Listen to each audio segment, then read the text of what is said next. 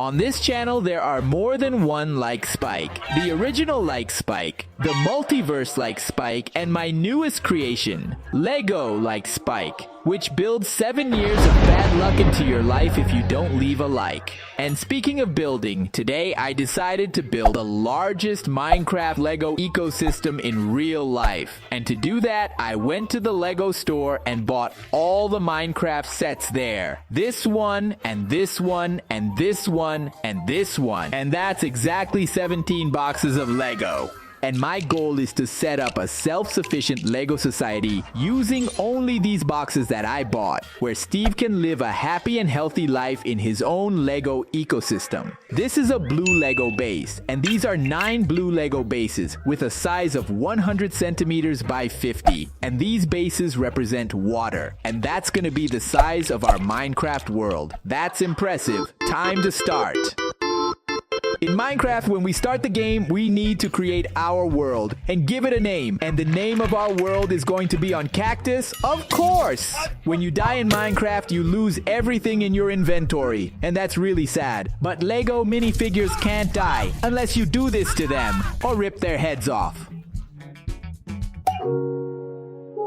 So, I'm going to try to build the safest world possible. And every player's first step, of course, is to build their home in order to survive. I chose the middle of the map to build Steve's house. He'll have access to everything near. The house can't be too big because it would require too many resources, or too small because otherwise it wouldn't be safe. I built a simple, cozy house with all the tools Steve would need to survive the first night, including a bed and a very secure wooden door that opens and closes. And of course, we can't forget the roof. Now, it's important to remember that when it gets dark in Minecraft, monsters appear. So the next thing we need to do is build a fence around our property to keep Steve safe. Now we have a fence, but it's not just any fence, it's a Lego fence, which means it's practically unbreakable. And for Steve to be able to start his life in the jungle, I've provided a chest with some tools and, of course, a bucket that can be very useful if he needs to drink water or even multiply water. Yes, in Minecraft this is possible. The ecosystem is growing and trees are emerging. A bit of stone, more stone, a cage, walls and details, a bit of water, generative walls, wedges and bones, and voila, a spawn of skeletons. But Steve isn't afraid of skeletons, and he's going to defeat them all, because skeletons are great allies for players who want to create a food farm. After all, the bone dust that drops from the skeleton accelerates the growth of vegetables, and vegetables remind me of horses. Because horses are herbivores and eat vegetables, and that's exactly what we're building now. A horse barn. Horses are a great way to move fast and get away from monsters, and Steve can choose between the spotted one and the Sugarfoot. And of course he's going to choose Sugarfoot, the fastest horse in racing. But you wouldn't expect that. A skeleton on a horse? Who shot that arrow at me? Oh no, you didn't. Sugarfoot on attack. It wasn't too difficult to end him. The next construction, I made a poll for you to choose between a village of villagers or frozen peaks to put next to Steve's house. And with 77% of the votes, you preferred a village of villagers. Of course, a self-respecting ecosystem needs people, or even better, villagers. And with villagers around, there's no shortage of food. And of course, they need a house. Look at this villager's happy face. And in this bed, they can even take a nap and look after Nala, a kitten. What a cutie. As well as being a great ally, this villager is running a promotion. You subscribe to the channel, and Steve gets a full diamond set. Thanks for signing up. Did you think that ever everything in this village would be wonderful? But no, it's being attacked by a villager. What is this villager captain doing here? Take this, and don't ever go where you're not supposed to. Got it? Attacking the villager was a bad idea, because now the bad woman symbol is appearing on the screen, and the raid has begun.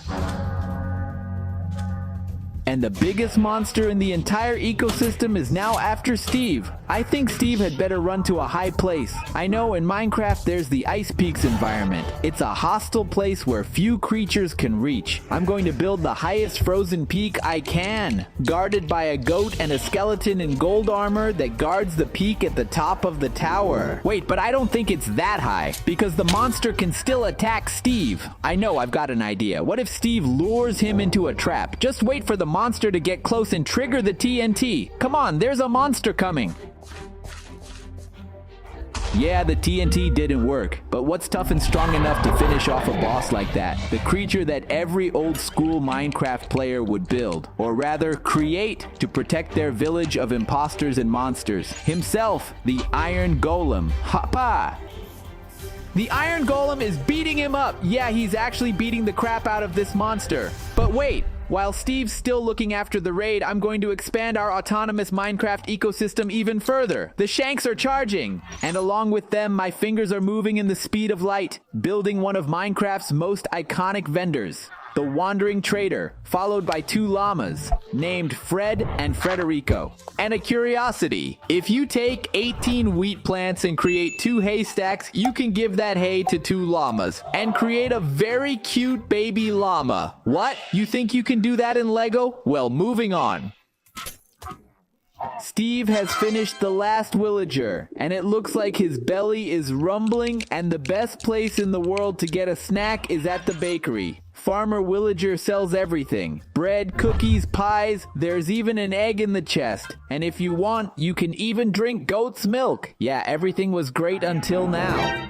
A problem has arisen. Steve's crush is in danger. She's been captured by the Nether pigs, and Steve needs to build a portal. But to do that, he has to collect obsidian. Collect, build, activate the portal and go straight through it to the hardest place in all Minecraft to survive, the Nether. But wait, there's nothing else here? Of course there is. It's because you didn't wait for my hands to finish the graphics. It's a place with lots of lava, dangerous mobs, pigs with armor and swords, wither, lava slime, and of course, Crush in trouble. At the entrance to the Nether, there's a chest, but it's being protected by an angry wither.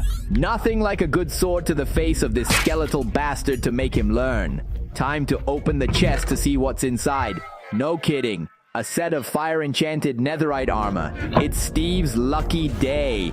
So with his new armor, Steve headed off to save his crush. He destroyed a rabbit pig, duelled fire slimes, took that one, entered, fell into a fire trap, but took no damage. He beat up the last 2 pigs and saved the girl, and he even had the nerve to hit on the girl. Baby, I'm not a creeper, but when I see you, my heart explodes. And she left him in the lurch. But wait, now that she's been rescued, where is this girl going to live? We have 2 options for a house for her to live in. The first one is a house near a beehive. She'll be able to collect fresh honey from these cute bees, or she can live in a beautiful red mushroom house.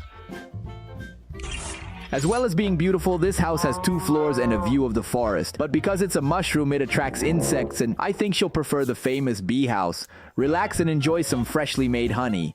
And speaking of famous, the dragon at the end is very famous. And to find him, you need to use Ender's Pearl. Find Ender's Portal, deposit lots of pearls in it, and come face to face with the giant black dragon with purple eyes. I just don't know if you'll be able to defeat it. But wait, focus on the construction because, and now, the end battle arena is being built in the desert. In fact, this arena has a manual crusher that's perfect for crushing pillagers. And this arena is guarded by a mystical creature, an Enderman, very cute.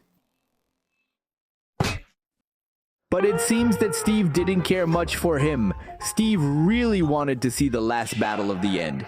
And speaking of the end, these were all the Lego minifigures we got in the 17 boxes. And the top 3 minifigures that I thought were the cutest were Fried Chicken Fred, the Purple Sheep, and the Baby Zombie. Look at this baby zombie. Yes, his little face doesn't fool you because he's curious.